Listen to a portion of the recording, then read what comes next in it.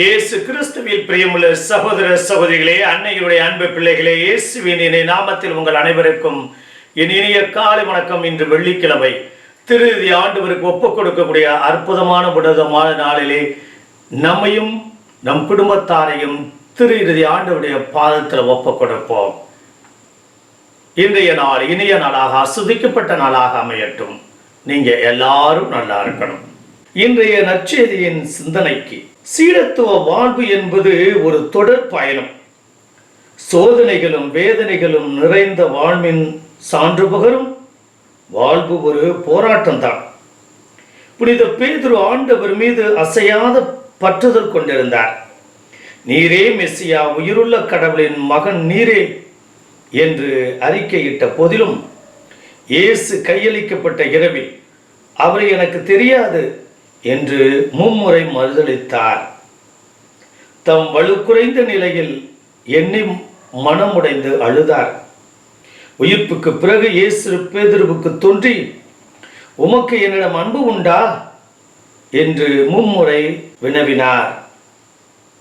நீ பாறை, இதன் மீது என் திருவையை கட்டுவேன் என்று முன்னரே உரைத்தது போல திரு அவையை வழிநடத்தும் பணியை மீண்டும் அவருக்கு அளித்து அவரது தலைமை பணியை உறுதி செய்தார்.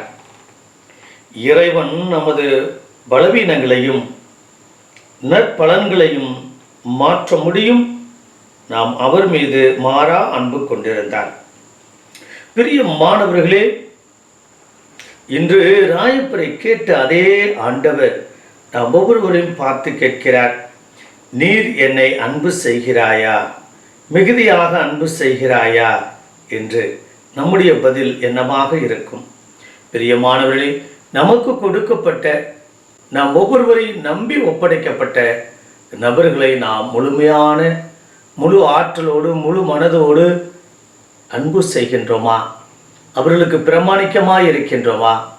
அவரை கடைசி வரையில் வழிநடத்துகின்றோமா என்ற உயர்ந்த சிந்தனையோடு இந்த நாளை நாம் தொடங்குவோம். பரலோக தந்தை இறைவா, அன்று ராயப்பரை பார்த்து நீ 3 முறை கேட்டீரையா, என்னை அன்பு செய்கிறாயா, அன்பு செய்கிறாயா என்று. ஏனென்றால் உம்மை மறுதளித்த காரணத்தினால்தான் நீர் அவரை கேட்டீர். இதோ இனிமேல் என்னை மறுதளிக்காதே, நான் உன்னை அன்பு செய்கிறேன், நான் உனக்கு பிரமாணிக்கமாயிருக்கிறேன், நான் உன்னை இன்னும் மிகுதியாக உயர்த்துவேன் என்று சொன்ன தேவனே,